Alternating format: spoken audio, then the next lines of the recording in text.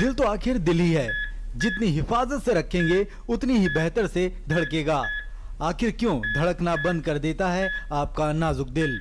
खून की नालियाँ जो दिल के अंदर खून लेके जाती है, उनमें रुकावट आ जाती है, क्योंकि कुछ फैक्टर्स होते हैं जिसकी वजह से खून की नालियाँ मोटी हो जाती हैं और उनमें जो हम बोलते हैं कि जो कोलेस्ट्रॉल, एथेरोस्क्लेरोटिक मटेरियल, वो जम जाता है, जिसकी वजह से खून इतना नहीं जा पाता हार्ट के अंदर जितनी कि इसको ज़रूरत है।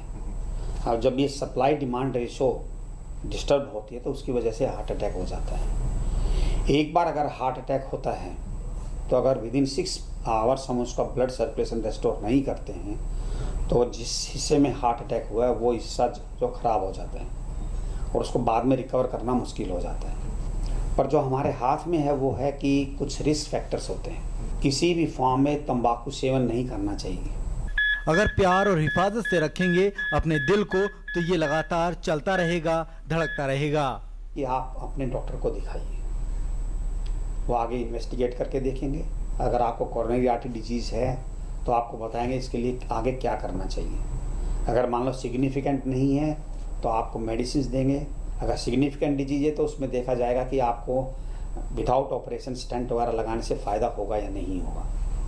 अगर स्टेंट जरूर नहीं लगता है तो आपको कोरोनरी बाईपास करवाना पड़ सकता है। कभी कभी ऐसा होता है कि कुछ पेशेंट्स में बहुत सीवियर कोरोनरी आर्टरी डिजीज़ होती है जिसमें हम बाईपास भी नहीं कर सकते क्योंकि उनकी नालियाँ बहुत छोटी हो जाती हैं। तो इन पेशेंट्स को फिर हम मेडिकल फॉलोअप पे रखते हैं। अगर ज़रूरत पड़े और हार्ट का फंक्शन इतना कमज़ोर हो जाता है कि पेशेंट के लिए जान का खतरा हो जाता है तो उनको हम ट्रांसप्लांट लिस्ट में भी डाल सकते हैं। आजकल जो एक और थेरापी चली है जिसको हम स्टेम सेल थेरापी बोलते हैं।